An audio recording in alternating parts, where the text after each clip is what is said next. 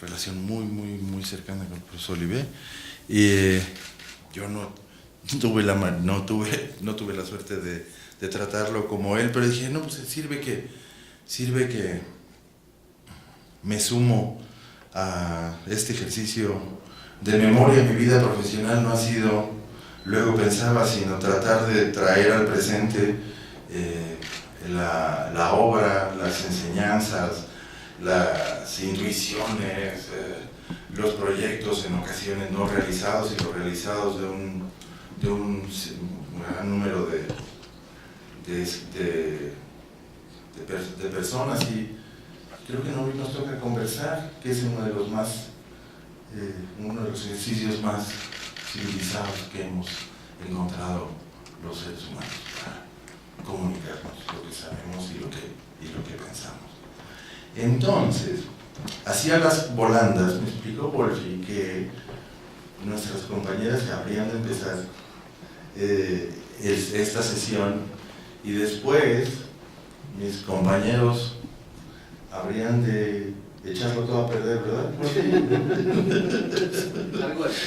Más o menos. Bueno, entonces voy a hacer una brevísima presentación de Ana Rosa y de Amparo. Ana Rosa Pérez Ranzans trabaja en el Instituto de Investigaciones Filosóficas en la UNAM. Es investigadora titular ahí en el Instituto de Investigaciones Filosóficas. Sus temas o principales líneas de investigación son la dinámica científica, problemas epistemológicos, ontológicos y pragmáticos, humildemente, variedades del empirismo en la filosofía de la ciencia del siglo XX, emociones, conocimiento y racionalidad, que dominarán esta mesa, pluralismo ontológico, realismo científico, creatividad e innovación en ciencia y tecnología, entre otros.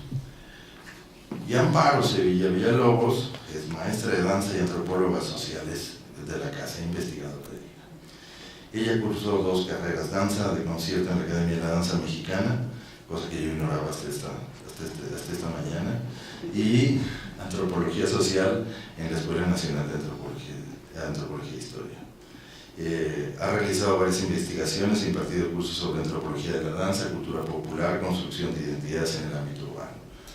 Entre las publicaciones más relevantes de ella, están buenísimas: Los salones de baile, espacios de ritualización urbana, Flor de asfalto, la dimensión cultural del movimiento urbano popular, los templos del buen bailar también, y colaboró en un libro de Néstor García Campini, con un trabajo que se llama Las fiestas en el público. Como ustedes lo saben, no debería demorarme demasiado en su presentación. Estuvo aquí la semana pasada apenas presentando un libro de su amigo Gerardo Laveaga.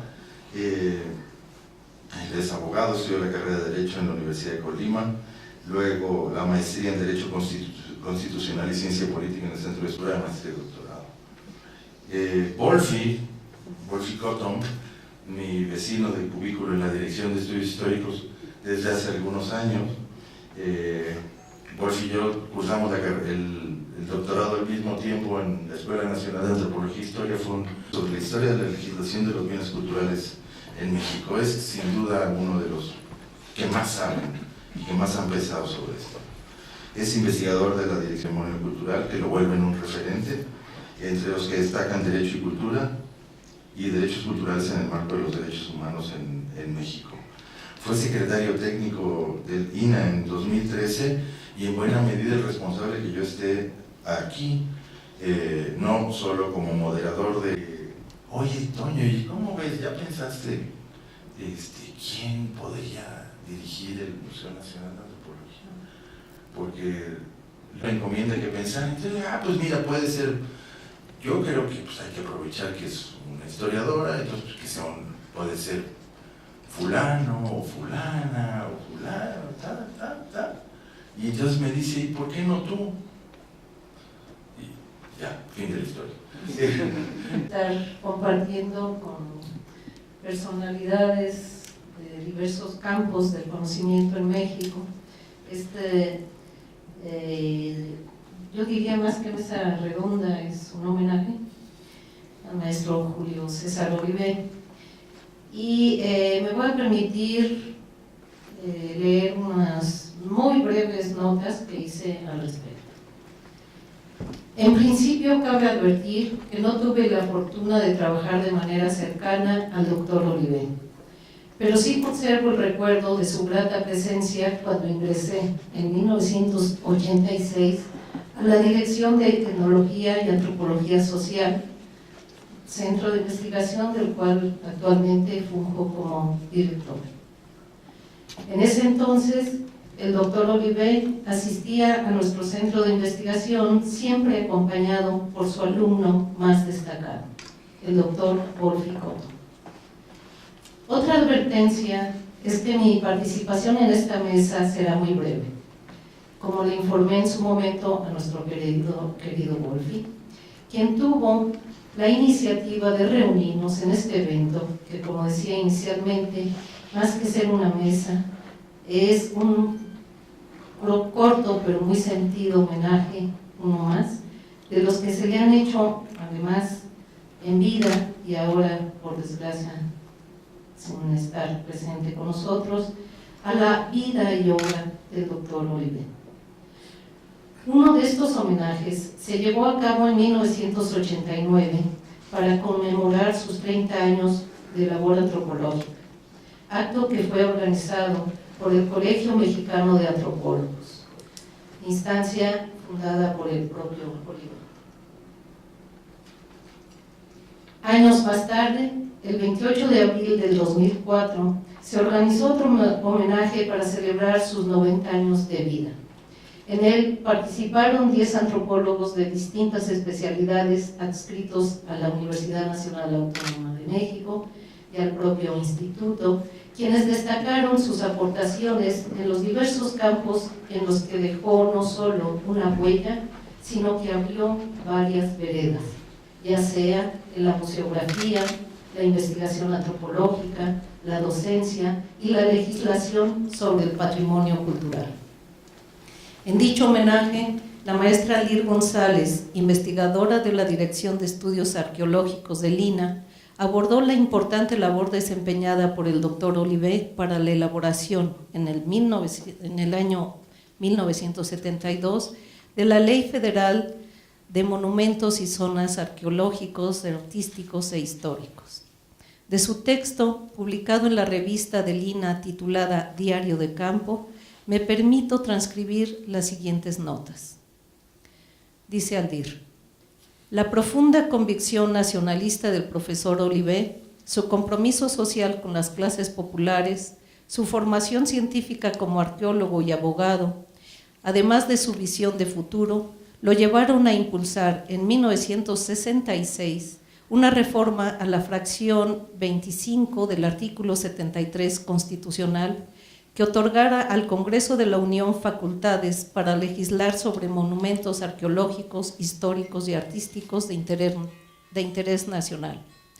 Con base en esto, la ley federal vigente, se refiere a la del 72, confiere al gobierno federal la protección de dicho patrimonio y garantiza la participación de los estados y municipios mediante la coadyuvancia.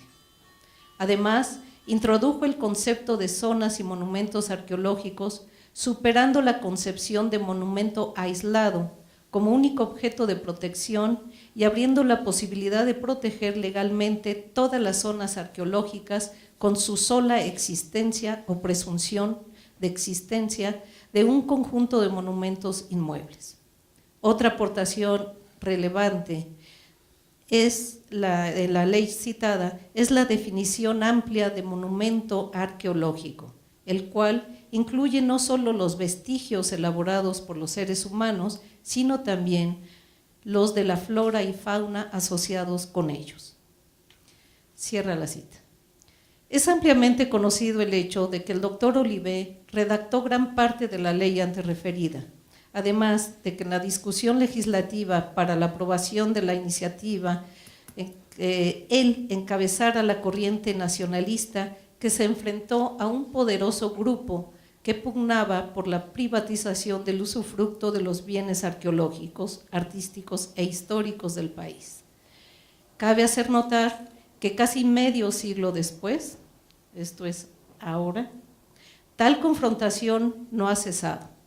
El sello neoliberal impuesto en los últimos regímenes gubernamentales ha dado lugar a fuertes críticas y embates contra todo aquello que suene a nacionalismo. Bajo este panorama, la protección de los bienes públicos se ha tornado cada vez más endeble y por ello la defensa de la Ley Federal de Monumentos y Zonas Arqueológicos, Artísticos e Históricos es imponderable. Su persistencia se ha basado en la fuerza de su argumentación jurídica, histórica y antropológica. En el libro publicado por la UNAM, el INA y Conaculta en 1991, que lleva por título Homenaje a Julio César Olivé, encontramos una amplia semblanza escrita por Celia Islas. Su lectura me llevó a la conclusión de que la trascendencia de la obra del doctor Olivé proviene de una adecuada integración de diversas fuentes de experiencia.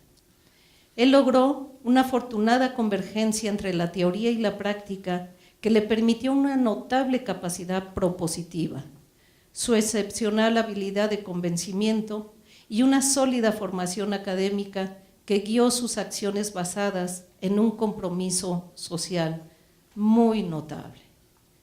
Todo ello hace que la trayectoria del doctor Olivé constituya una parte sustancial de la historia de la antropología en México. Su infatigable actitud para aprender y enseñar persistió hasta sus últimos días. Recordemos que el próximo 21 de noviembre se cumple una década de su lamentable fallecimiento. 6 años antes de que ello sucediera, el INA hizo un breve documental sobre su notable trayectoria para la serie Rostros de la Antropología, que puede consultarse en la página web del instituto. En dicha cápsula se escucha la voz del doctor Olivé emitiendo un mensaje dirigido a los jóvenes en el que indica, cito al doctor Olivé: la antropología es una actitud que requiere vocación de servicio social. Quienes tengan este interés encontrarán en la antropología un campo estupendo de trabajo relacionado con la defensa de nuestra cultura.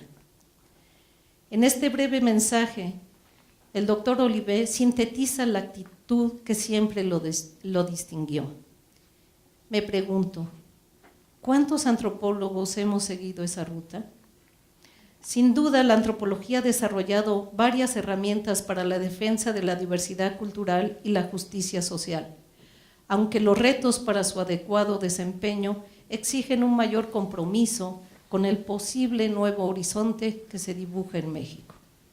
Termino esta breve exposición recordando la amable y cálida sonrisa que siempre iluminó el rostro de nuestro querido doctor Olivé. Muchas gracias. Amable invitación a participar en esta mesa redonda, la amable invitación de parte del doctor Wolfi Cotton, que es, como decía Amparo, más bien yo lo considero un homenaje muy conmovedor a padre e hijo, Julio César Olivé y León Olivé, cuyas trayectorias académicas, si bien siguieron rutas muy distintas, sin embargo ambas estuvieron marcadas por el mismo profundo compromiso social con los problemas nacionales. Por lo cual felicito mucho esta iniciativa y me parece muy conmovedor, sobre todo considerando la enorme admiración que León sentía por su padre, que, como lo describía él, era una persona íntegra, honesta y comprometida con las causas que consideraba justas. Por mi parte, en el breve tiempo que tengo, presentaré a muy grandes rasgos la evolución del pensamiento filosófico de León Olivé, tratando de evitar en lo más posible la jerga en la que hablamos los filósofos, aunque después de escuchar a Amparo creo que no lo logré. Perdón. También cabe decir que, dado el tema de esta mesa redonda, centrada en racionalidad, ¿no?, en la racionalidad institucional, yo me voy a centrar en hablar de las ideas de León, de la evolución de las ideas de León Olivet, sobre todo sobre la racionalidad. Bueno, y para hacer un breve recuento, digamos, un recuento a grandes pinceladas, lo que creo es que lo que más conviene es comenzar por el final. Cuando se mira en retrospectiva la obra de León Olivet, se puede afirmar que León vislumbró desde un inicio el sentido último de su proyecto de investigación, a saber, formular una epistemología, esto es, una teoría del conocimiento, de su estructura, de su naturaleza, de sus componentes, de su evolución. Esto es una epistemología, es una teoría del conocimiento que fuera congruente con el hecho de la diversidad cultural y por tanto con la diversidad existente de sistemas de creencias y sistemas de prácticas. Esta epistemología que quería León construir, además, tenía que ser adecuada para analizar los problemas ético-políticos que plantea el desarrollo científico y tecnológico en una sociedad como la nuestra basada en el conocimiento. De aquí que, en mi lectura, la trayectoria que siguió el pensamiento de León haya estado marcada por ciertas preocupaciones recurrentes, donde los puntos de inflexión pueden verse en retrospectiva como intentos de corregir el rumbo hacia un destino vislumbrado de antemano. En la obra de este autor se pueden distinguir, en mi reconstrucción, tres grandes etapas, contadas a partir de la publicación de su primer libro, titulado Estado, Legitimación y Crisis, donde León realiza un estudio muy detallado de tres teorías del Estado, las teorías de Miliband, de Poulantzas y de Habermas, con miras a mostrar cómo es que las tesis básicas en sociología política quedan condicionadas y a veces incluso determinadas por las concepciones filosóficas subyacentes acerca de los modos legítimos de generar conocimiento acerca de la realidad social, así como sobre el tipo de entidades que conforman dicha realidad. A esta primera etapa pertenecería también Conocimiento, Sociedad y Realidad, uno de sus libros más famosos que se tradujo al inglés en Rodopi, donde a la problemática que en el primer libro mencionado se circunscribía al conocimiento de lo social, se extiende ahora al conocimiento en general, con lo cual quedaba planteado un programa de investigación de largo aliento, caracterizado por el intento de construir una teoría social del conocimiento, cuando en esa época ni siquiera se hablaba de epistemología social, menos en nuestro país. Él quería construir una teoría social del conocimiento, caracterizado por el intento de construir, que a la vez esta teoría estuviera fuertemente engarzada con una epistemología realista. O sea, un reto muy fuerte, ¿no? De aquí que una de las aportaciones más originales y polémicas que causó Conocimiento, Sociedad y Realidad radique en la tesis de que el tomarse en serio la dimensión social del conocimiento, esto es, la idea de que el conocimiento es fundamentalmente un producto social, no necesariamente nos compromete con una epistemología de corte relativista, convencionalista o constructivista. León trataba de defender una noción de conocimiento objetivo. Se trataba entonces de comprender cómo es posible que nuestras creencias, que son construcciones sociales, pudieran ofrecernos un conocimiento genuino de una realidad que no es una construcción de los seres humanos. Es así como quedó planteado en Conocimiento, Sociedad y Realidad el famoso desafío programático, como le llamaron un grupo de filósofos argentinos con los que León pasó muchos años discutiendo. Desafío que generó una gran cantidad de profundas discusiones que quedaron plasmadas en numerosas publicaciones. Y aquí cabe decir que la honestidad intelectual y el fuerte sentido de autocrítica de León Olivet hicieron que tomara muy en serio las objeciones que suscitó la publicación de este libro, llevándolo a revisar, modificar e incluso a abandonar algunas de las tesis que hasta ese momento había defendido con toda convicción. Y fue por esta vía que León llegó a abandonar la supuesta existencia de principios y criterios universales de racionalidad que había defendido desde un inicio, otorgando ahora el carácter de universal únicamente a la razón en tanto capacidad o facultad, la cual se muestra en nuestra disposición a comportarnos y a dialogar con base en las mejores razones disponibles a nuestro alcance. Claramente, esta manera más flexible de entender las condiciones epistémicas de la racionalidad y por tanto de la comunicación representó un notable punto de inflexión, el cual marca el comienzo de la segunda etapa de su pensamiento, cuyo primer fruto fue el libro Razón y Sociedad. En esta segunda etapa, nuestro autor contribuyó a impulsar el movimiento de naturalización de la racionalidad, sobre todo en el ámbito iberoamericano, lo cual le permitió reforzar su argumentación en favor de una racionalidad genuinamente plural, puesto que toda evaluación de creencias, decisiones y acciones es una evaluación ineludiblemente situada, que se realiza siempre desde alguna perspectiva o punto de vista local. Como León mismo afirmó en 2003, bajo un enfoque naturalizado, la racionalidad deja de concebirse en términos de creencias y acciones que incluso pudieran resultar contrapuestas entre sí. A la luz de principios locales, siempre los principios de razones, paradigmas, cosmovisiones, tradiciones, etc. Es decir, dicha legitimidad depende de los principios. Esta forma de concebir la racionalidad permite entender y defender tanto el pluralismo epistemológico como el pluralismo ético, al guiar la toma de decisiones sobre creencias y cursos de acción. Sin embargo, aquí cabe señalar que en las primeras formulaciones que propuso de la acción humana, la cual apenas figuraba en la defensa del carácter local de los principios de racionalidad. Sin embargo, es ahora sobre la pista de un giro claramente pragmatista, que no meramente pragmático, ¿no? Solo centrado en la utilidad.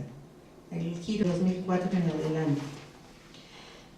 En continuidad con sus preocupaciones epistemológicas, pero retomando con nuevas herramientas el estudio de las problemáticas éticas, la cual ya se perfilaba en la compilación Ética y Diversidad Cultural de 2004.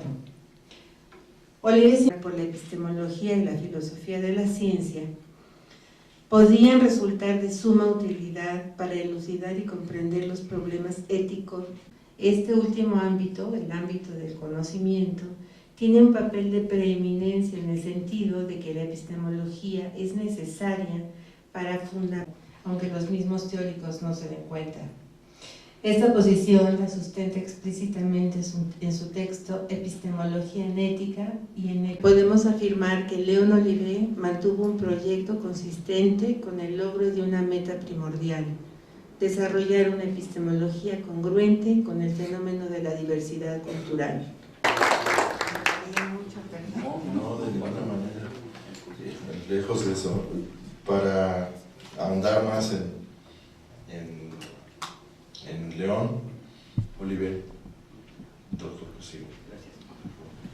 Muy buenas tardes, tantos. No tenía muchas ideas sobre esto, pero me pareció tan interesante que me puso a estudiar bastante y desde entonces hemos construido una muy importante relación. Y hace un tiempo tuvo Wolfi la idea de hacer un homenaje a León y desde luego a su padre. Yo le decía que a mí en este momento me costaría mucho trabajo hacer un estudio como el que acaba de hacer muy bien la maestra, pero que a mí me parecería importante contar algunas cosas que han tenido significación en mi vida gracias a sus trabajos. Y esto es lo que voy a hacer hoy con ustedes. Yo conocí a León por ahí de 1995-1996, cuando estábamos en un proceso muy difícil de discusión con los acuerdos de San Andrés y los resultados que nos tenían que llevar a saber cómo juridificábamos esos problemas. Realmente no recuerdo cómo empecé a participar en un seminario en la unidad de seminarios Ignacio Chávez ahí en la universidad, al que desde luego venía Luis Villoro, venía Paul Dieterlen y León. Y a mí me pareció desde el comienzo muy interesante. Yo tenía ya conocimiento de él, y voy a decir en un momento por qué, pero realmente fueron unos procesos muy importantes. Yo creo que León estaba trabajando estas ideas que decías acerca de cómo darle cabida en la epistemología, en la ética, en la racionalidad a lo que se estaba produciendo, y que creo yo que muchos de nosotros no acabábamos de entender cabalmente por la forma en la que irrumpió aquello. La razón por la que yo comencé a participar fue justamente por un problema que tenía que ver con la razón. Se publicaron los acuerdos de San Andrés Larraíza, en mi gremio, en el gremio de los abogados, juristas, jueces. Todo el mundo decía que si aceptábamos esas condiciones, prácticamente nos íbamos a la balcanización del país. Se acordará que ese fue el término que entonces se generaba.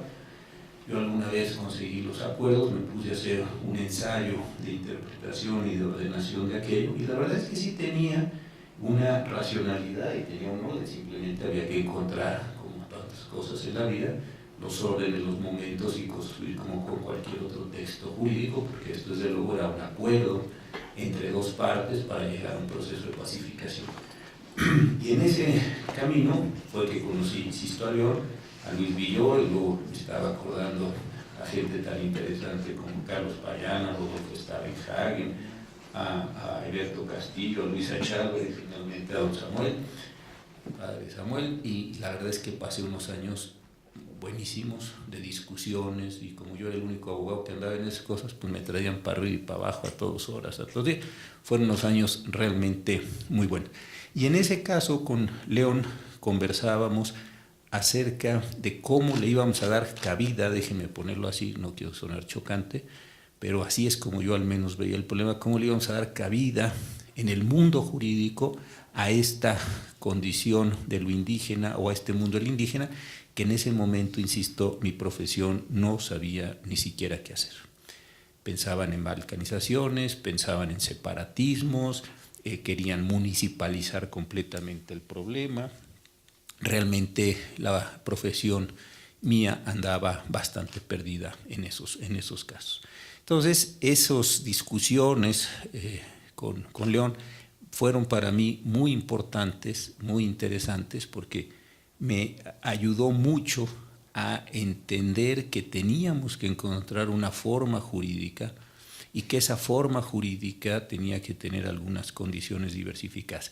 Y así fue como empecé yo a leer pluralismo jurídico, que era algo que ya estaban trabajando en otros países, particularmente en Canadá y en algunos otros lugares, como manera de hacer convivir dos racionalidades, dos concepciones del mundo, dos órdenes jurídicos, y que de verdad en aquel momento no era nada fácil, y tenía sus muchas complicaciones. Entonces, esa fue mi forma del conocimiento personal. Pero a mí lo que realmente me ha significado más de León es un librito que él compiló, que se llamó La explicación social del conocimiento. Lo traje hoy para rendir homenaje a él en este libro. Publicó la Universidad Nacional en el 85, yo no lo leí entonces, lo debe haber leído, hacía yo cálculos por ahí del 90 o el 91. Y él lo que planteó, ya como le decía Ana Rosa, es cómo se construye el conocimiento socialmente hablando. ¿Cómo es posible que se haga esto? Para alguien como yo, que trabajaba ya en la Suprema Corte, que tenía una formación jurídica muy ortodoxa desde el punto de vista kelseniano, para los que andan en el mundo del derecho, es la formalización de la formalización de la formalización, me resultó este libro importantísimo. ¿Por qué? Porque me enseñaba que el conocimiento, más allá de las fórmulas jurídicas, más allá de los procesos, más allá de la manera en la que estamos conociendo las normas jurídicas depende de enormes procesos sociales. Kelsen tiene una teoría, una parte de su teoría que se llama la dinámica jurídica, y ahí lo que se ve son cómo se procesan en términos bastante formales la creación de normas jurídicas. La Constitución crea las leyes, los reglamentos, los acuerdos, las circulares, así sucesivamente, como en un sentido escalonado. Y creo que ahí hay para mí una muy importante conjunción con este libro, La explicación social del conocimiento, donde León hace un magnífico estudio introductorio. Luego traduce una persona que no tengo el gusto aquí, voy a decir su nombre, una señorita o señora Adriana Sandoval, en el 85, y luego hay un trabajo bastante teórico de León, estos aspectos. Y a mí se me ocurre entonces que tenía mucho sentido tratar de conjuntar esa forma, perdónenme, pero sí tiene sentido lo que voy a decir, formal de construcción del derecho, con estas maneras sociales de incorporación del derecho. Nosotros en derecho pensamos desde casi comienzo del siglo XX, gracias a Kelsen, que el derecho es positivo, es decir, lo generan actos de conducta humana, y que esto que se crean son normas que ayudan a regular las conductas. Bueno, si esto es así, casi toda la teoría del siglo XIX, de todo el siglo XX, y lo que va el XXI, se ha ido hacia las normas, cómo están dadas, cómo se establecen. Y ahí me pareció a mí que lo interesante de este libro es preguntarnos cómo se genera la positividad, qué es lo que hace que esa norma tenga esas condiciones. De esa lectura, y lo recordaba, me llevó a entender algo que yo había leído y la verdad no había comprendido muy bien, que es esta polémica entre si fue primero Darwin o fue primero Wallace, ¿no? Que me parecía súper interesante.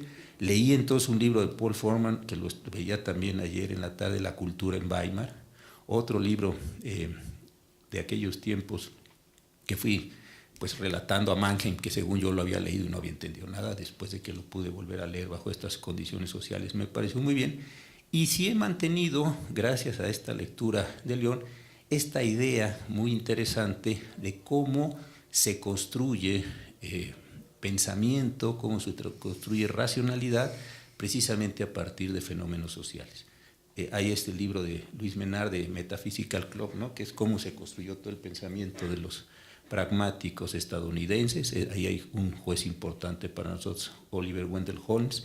Me acordé de un libro de Fisher y Edmonds sobre Wittgenstein Poker, ¿no? Cuando Wittgenstein le va a dar con el trinche de la estufa un golpazo a Popper por una fea discusión, y así muchas cosas que he estado recordando a raíz precisamente de esto.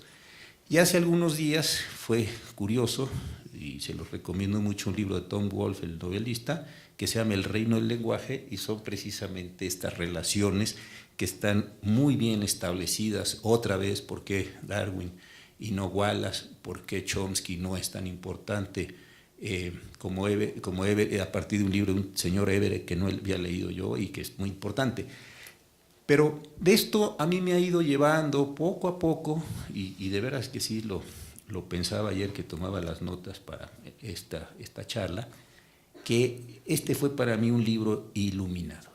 Es decir, podemos no solo ver el conocimiento como resultado, en mi caso el conocimiento jurídico, que es lo que hago, sino los procesos sociales, las formas que producen ese conocimiento. Esto me pareció de verdad una delicia y un gusto enorme. Hace poco tiempo terminé una biografía de Felipe Tena Ramírez y muy recientemente una de don Antonio Carrillo Flores, dos grandes juristas nacionales, y otra vez volví a citar el libro de León diciendo, a ver, ¿por qué es más importante Tena que Carrillo Flores? Porque todos saben quién en el mundo jurídico, a pesar de que en el mundo político es más importante Carrillo Flores. ¿Por qué recordamos a Tena y no a Carrillo Flores? Porque Tena escribió un libro relevante, porque Tena fue profesor, etc. Porque hizo ciertas cosas socialmente hablando que le dieron una potenciación a su conocimiento, al de Tena, respecto al Carrillo Flores. Y ese es el último capítulo de este libro, cómo publicar en una editorial antes o después, publicar en un país y no en otro, hacer cierto tipo de cosas, tiene unos resultados importantísimos. Entonces, pensando yo cómo rendirle un homenaje y no teniendo yo en este momento el tiempo, como me hubiera gustado, de hacer un análisis largo, mucho más completo de su obra, pues quise compartir con ustedes la importancia que creo que tiene el libro de suyo y la importancia que este libro, leído en un buen momento, que también ahí habría otra condición de explicación social del conocimiento, lo leí cuando lo tenía que leer y creo que entendí lo que tenía que entender. A mí me ha abierto un mundo de posibilidades personales, profesionales, y me ha generado, y por eso les puse unos libros del tipo de cosas, de cómo se construyen estas relaciones, cómo aparecen cosas, cómo desaparecen, por qué hay modas, cómo uno sustituye al otro, etcétera. Y eso precisamente es pues mi gratitud con León Olivé. Quería compartirlo con ustedes. Muchas gracias.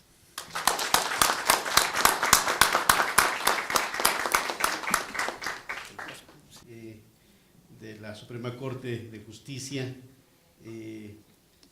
al entrañable maestro y amigo don José Ramón Cosío, por su generosidad, por su humildad y su disponibilidad de venir a este encuentro, a esta reunión, a hablarnos de ideas muy relevantes que tienen que ver con el pensamiento, yo diría de los Olivé. Él se ha referido al doctor León Olivé. Y yo haré más o menos lo mismo con relación al doctor Julio César Olivé, señalando simple y sencillamente la enorme influencia que tuvo no solo en mi pensamiento, sino en mi vida misma. Siempre le dije a él y a doña Rosita Moret, a quien adoraba, que eran mi segunda familia, mis segundos padres, porque en realidad conviví con ellos mi vida íntegra, con tanta gratitud. Don Julio César Olivé, amante del tango, le encantaba la música de tango, un gran admirador de los procesos revolucionarios, tenía una devoción por su madre, doña Carmen Negrete, por su padre, el gran abogado, don Isaac Olivé, trabajador de la Secretaría del Trabajo, y aparte de esa devoción que tenía por sus padres y agradecimiento, tuvo una dicha desde mi punto de vista histórica, compañero de estudios durante un tiempo del gran filósofo Eduardo García Maínez en la Escuela Nacional de Jurisprudencia, también ahí discípulo de don Vicente Lombard de Toledano, discípulo de don Antonio Caso y Alfonso Caso, célebres personajes de la historia nacional, que aparte de aprender derecho, sin duda alguna, eran auténticos humanistas. Y yo creo que esa es la gran virtud de ese proceso de formación de don Julio César Olivé.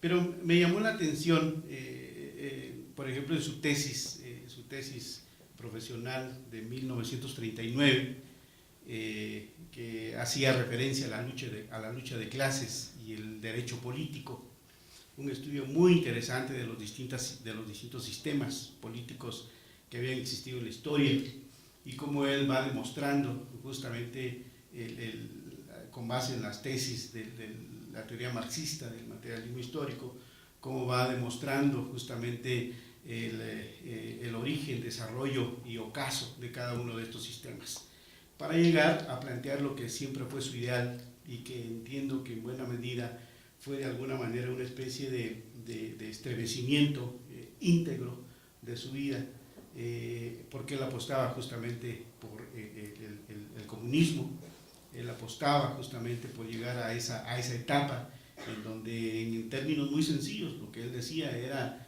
que se buscaba una genuina democracia, una genuina participación de todos, un nivel de vida más justo y por lo tanto un cambio de estructuras que nos llevaban a la desigualdad. Pero en este pensamiento mucho tuvo que ver don Antonio Villalobos, un célebre abogado que en 1915-16 fue secretario de gobierno del estado de Oaxaca. Después, hacia 1920-24, fue igual secretario de gobierno del estado de Durango, pero que había sido agente del Ministerio Público, había sido juez de distrito, había sido presidente de la Junta General de Conciliación y Arbitraje, y había sido secretario particular de Lázaro Cárdenas, y justamente ahí entablaron una amistad muy interesantísima, que incluso le llevó al doctor Olivé a colaborar en una etapa en el proceso de la organización de la industria petroquímica, justo en el periodo de don Lázaro Cárdenas. Pero era tanta la empatía, digamos, de ideas, de caracteres, etcétera, que influyó mucho justamente en su pensamiento de estudio del derecho político, en donde él planteaba que tenía que haber un célebre compromiso, un serio compromiso, un fuerte compromiso de los juristas, porque sin una causa social, decía, el derecho no tenía sentido. Hago referencia también a un asunto relativamente corto, digamos, que tiene que ver justamente con el tema del derecho, sin llegar de alguna forma al tema del análisis, la reflexión epistemológica, filosófica, pero en el análisis que hace del derecho político y que se refleja además en su obra, el maestro Olivé hacía de manera muy interesante, hacía una especie como de derecho comparado, pero al mismo tiempo una especie de comparación de sistemas normativos, de sistemas de pensamiento, etcétera, y demostraba cómo, por ejemplo, en Inglaterra, cómo en Francia, cómo en México, cómo en Alemania, cómo en Estados Unidos, decía, el derecho lo hacen, dice, los oligarcas. Dice, el papel que juega el dinero en el derecho es monstruoso, y daba ejemplos de qué estaba sucediendo en Francia, Inglaterra, etcétera. Y entonces decía, por esa misma circunstancia, tenemos que buscar justamente que el derecho realmente responda a las necesidades sociales, realmente responda a las demandas que se están planteando. Entonces, esa parte, digamos, de su pensamiento jurídico llevó a amalgamarla justamente en esa fusión de la historia, la antropología, la sociología e incluso la parte de la filosofía. He dicho que después del maestro Daniel Rubín de la Borbolla, un gran personaje del siglo XX de las ciencias sociales, que fue uno de los fundadores precisamente de la carrera de antropología en México, que nació hacia 1938 en el Instituto Politécnico Nacional, el gran continuador, digamos, de eso que apenas inició el maestro Rubín de la Borbolla, fue el doctor Julio César Olivé, que fue el que logró fusionar precisamente estas disciplinas de conocimiento, y lo hizo justo en distintas vertientes, sobre todo una que es la más conocida, ¿no? Desde el hecho de explicar, por ejemplo, cómo había nacido toda esta idea, por ejemplo, del pensamiento relativo a lo que ahora conocemos como patrimonio cultural, la fusión que hubo entre esta parte de la filosofía de corte romántico, con la historia, con la arquitectura, con el derecho y la antropología, para construir precisamente este concepto, y después toda la complejidad que se vendría en su aplicación en las políticas públicas. Me parece que ha sido alguien fundamental que, conjuntamente con un grupo de pensadores de ese momento, que le dieron una gran relevancia al pensamiento antropológico en el país. Aquí está, por ejemplo, Leonel Durán, contemporáneo precisamente de las luchas del maestro Olivé, Julio César Olivé. Fueron capaces precisamente de darle existencia jurídica como profesión a la antropología. 1959, precisamente una tesis del ministro en ese entonces de la Suprema Corte, Tena Ramírez, que fue el que otorgó el amparo precisamente a la Asociación de Antropólogos Profesionales, y así llegó a existir la carrera de antropología, que era simple y sencillamente una carrera técnica, porque la Secretaría de Educación Pública se negaba a entregar cédula profesional con efectos de patente. Entonces, esta fue una lucha muy interesante, y después me parece que en cuanto a sus aproximaciones teóricas, es interesantísimo el pensamiento del maestro Olivé. Alguien que escribió, su obra es impresionante, escribió sobre el arte indígena norteamericano, sobre el arte japonés, el arte mesopotámico, la presencia de Bere Gordon Chai en la arqueología mexicana, sobre las orientaciones educativas en la evolución del artículo 3º constitucional. Interesantísimo, porque me parece que estos textos, uno de ellos los trabajó con la doctora Beatriz Barba de Piñachán, esposa del maestro Román Piñachán, pero ellos justamente en su tenaz lucha por primero habían contribuido en la creación justamente de este museo.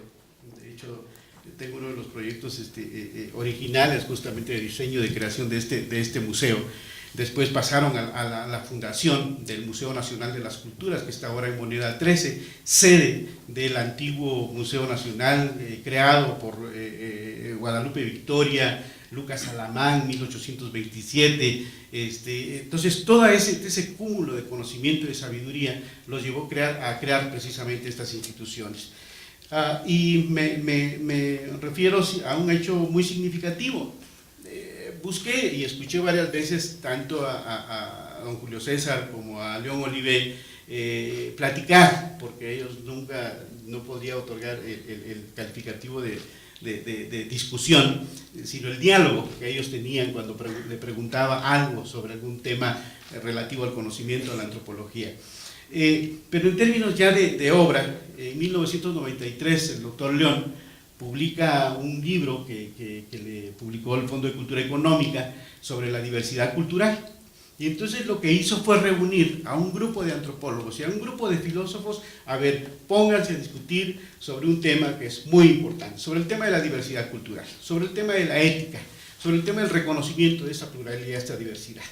Y es muy interesante porque reunió a sendos personajes, Luis Villoro, Esteban Crotz, en fin, varios personajes, filósofos argentinos, españoles, etc.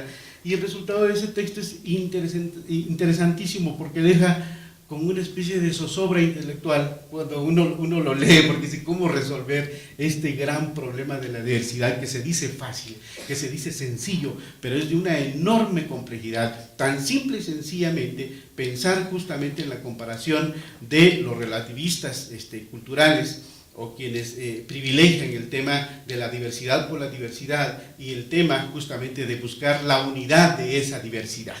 Y entonces el doctor Julio César Olivé, en su planteamiento, que además era el único antropólogo jurista, era el único abogado que discutía con ellos, entonces tenía la triple complejidad precisamente de cómo eso llevarlo a una norma jurídica.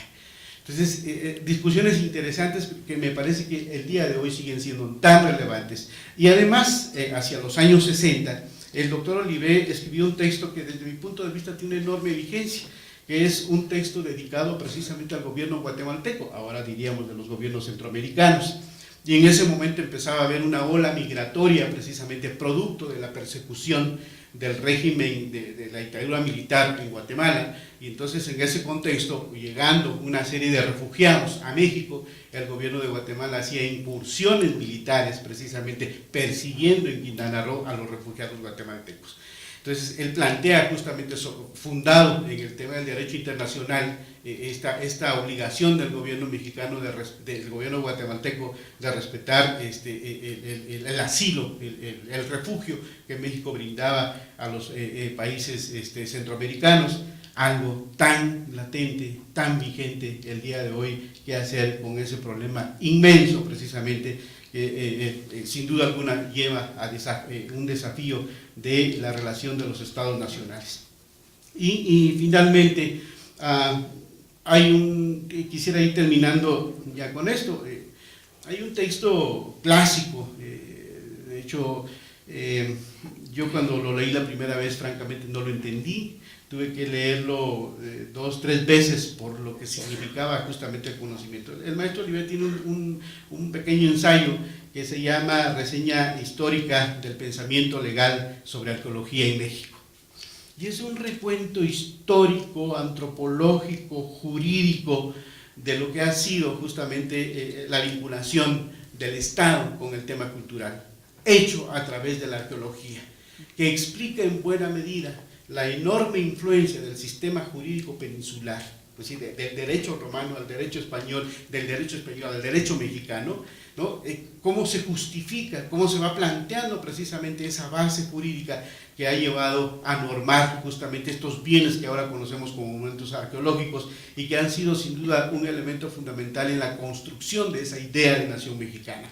Es interesantísimo el estudio que tiene de los jesuitas, por ejemplo, prácticamente fundaron este país, todo ese pensamiento criollo y la influencia que le llegan a adoptar en la construcción de sus instituciones. Debo decir que por azares del destino me ha tocado de alguna manera continuar, yo no digo absolutamente ningún tema de innovación, sino continuar la obra del doctor Julio César Olivé y desde luego la influencia del pensamiento del doctor León, con el que en las últimas ocasiones que lo vi, tuve el privilegio de platicar con él y ahora sí yo podría decir haber llevado a la concreción de una norma jurídica uno de los anhelos que él tenía, que era que así como se valora el pensamiento científico, se valora el conocimiento tradicional. Y esto se logró incluir en la legislación sobre derechos culturales de la Ciudad de México. Y entonces me hubiera gustado que él estuviera para que viera precisamente uno de sus grandes anhelos de reivindicar el conocimiento tradicional, que simple y sencillamente dice, responde a otra racionalidad, ni uno es más, ni otro es menos. Ambos tienen su justificación racional y por lo tanto son fuente de conocimiento y tienen que tener un reconocimiento por parte del Estado. El doctor Julio César Olivé y el doctor León Olivé, desde mi punto de vista, y esa es la causa por la que nos tiene aquí, más allá de homenajes, que sin duda alguna está fuera de discusión si se lo merecen o no, por supuesto que se merecen todos los que pueda hacerse, más allá de eso creo que son personajes de la historia de este país que no debemos olvidar, y que no debemos olvidar porque han aportado suficiente conocimiento para entender procesos actuales que de verdad nos lleven a actuar razonablemente en estos tiempos, hoy más que nunca. Necesitamos entonces involucrarlos y continuar este gran trabajo que ellos hicieron. Les agradezco muchísimo su presencia y sobre todo a la familia del doctor Julio César Olivé, del doctor León Olivé, a quienes les tengo un entrañable afecto, un entrañable cariño y agradecimiento por su enorme generosidad. Muchísimas gracias.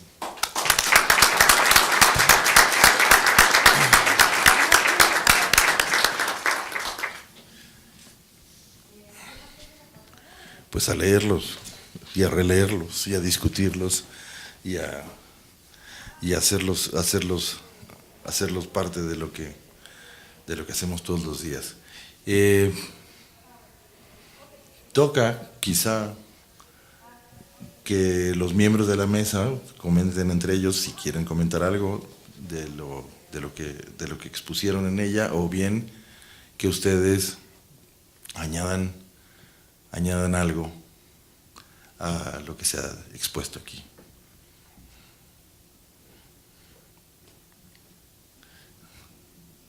Se quedaron callados. Suelo recomendar lo siguiente. El primer comentario o la primera pregunta son sumamente difíciles. Brínquense a la segunda. Y luego ya vuelven a la primera. No, me habría gustado al corazón del entendimiento del otro y de recibir con ese afecto clásico lo que el otro me está diciendo, para también permear mi punto de vista con su punto de vista. Ha de haber sido increíble. Trabajó mucho tiempo después de estudiar letras inglesas, literatura mexicana del siglo XIX y cierto tipo de autores que nadie recuerda, y que podría estar en esta mesa muy feliz de la vida pensando en todo lo que merecen quienes han estado con nosotros y que han añadido algo para devolverle densidad a la realidad. No sean así, no van a decir nada.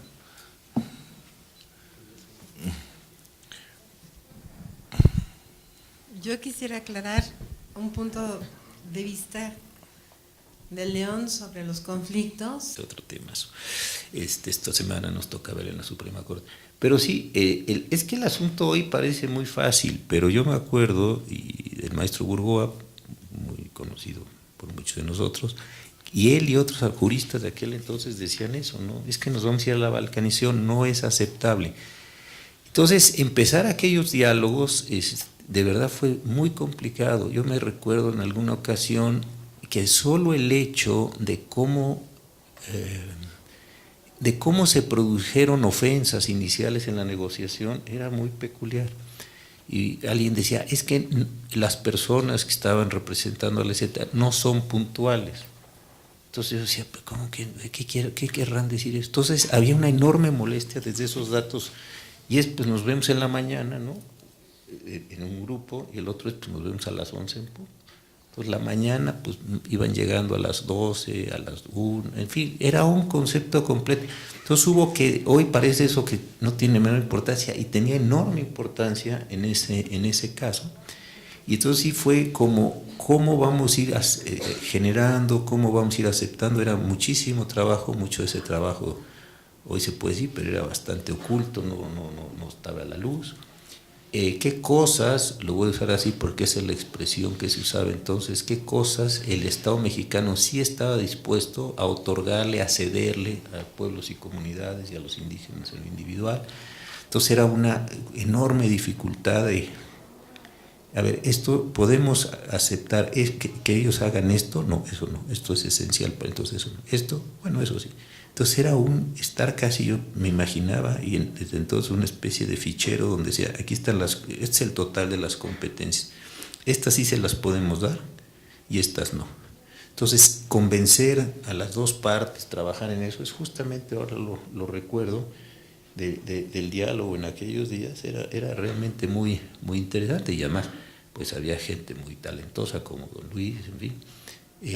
Las largas horas estábamos ahí, alguna vez en la Facultad de Filosofía y Letras empezaron a las 7 de la tarde, eran las 11 de la noche y aquello no terminaba, y unos alegatos pavorosos y todos ahí dando opiniones y peleando. Muy interesante, pero sí, esta parte de León yo creo que es muy, muy recuperable porque buscaba, se sentaba, además tenía unas formas muy, muy agradables para sentarse a dialogar. Todo eso me parece que, no sé si esté documentado, no sé si otros lo recuerden como yo lo recuerdo, pero creo que sí fue bien interesante en ese irnos moviendo entre todos. Algunos sabían mucho de estos temas, yo no sabía de eso, tuve que ir aprendiendo en la marcha por aquel artículo de los Acuerdos San Andrés, se publicó en la revista Este País, y eso me parece que dijo, oye, si hay una solución jurídica, y entonces empezamos a construir otras racionalidades, otras éticas que no estaban en el radar. Y entonces también a quienes estudiamos Derecho, salvo algunos poquísimos casos, el tuyo y otros, casi nadie sabía de estos temas, ¿no?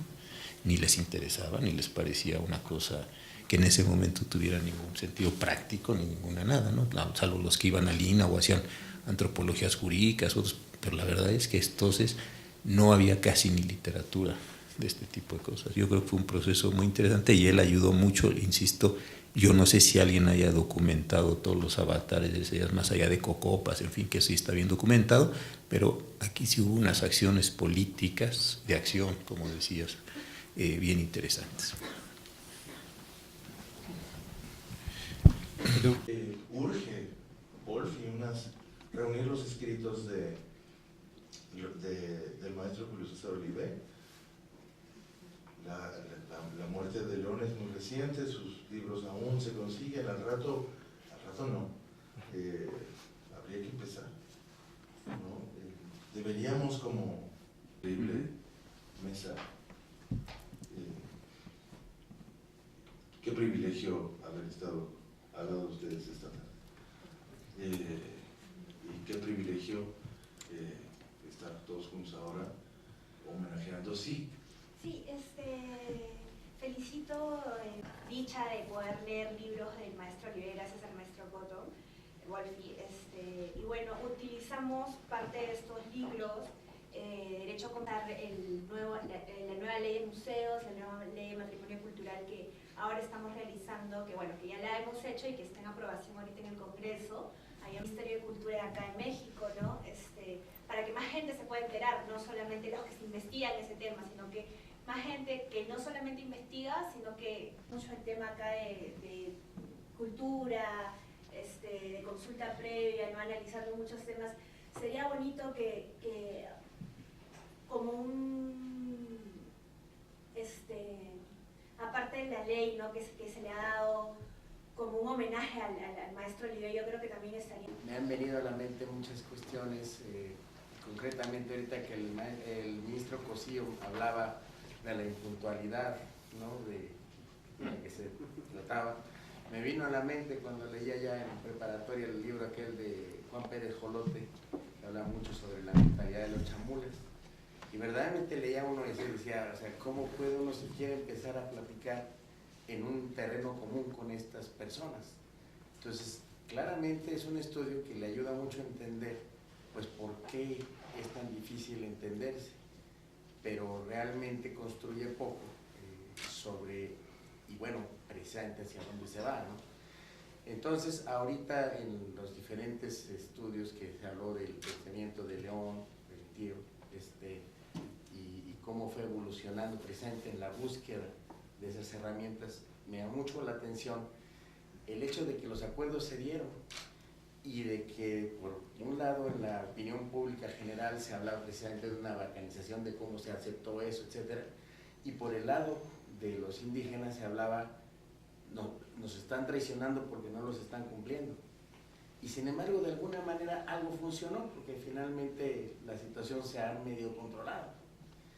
Entonces, lo que me parece muy interesante es, más allá del aspecto estrictamente jurídico de los acuerdos y de su aplicación o no real, me queda claro que se llegó a un entendimiento profundo entre las personas que estaban propiamente ahí en la mesa de negociaciones, que verdaderamente dice uno, bueno, esto valdría la pena estudiarlo, pero en serio, a fondo, cómo se dio y cómo se puede expandir, ¿no?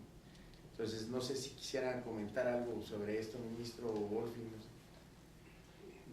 Pues muy brevemente, sí, a mí me parece, por eso que es bien interesante que fue ahí a los efectos, pero sí, me parece que falta narrarlo, sobre todo cómo empezó esto en muy serios desencuentros, ¿no? Y fue de verdad muy batalloso ir sentando, generar la confianza, que lo que hizo Luis Villoro, lo que hizo Samuel Ruiz, en fin, lo que hizo Rodolfo Stanjave, ir tranquilizando, ir permitiendo las condiciones.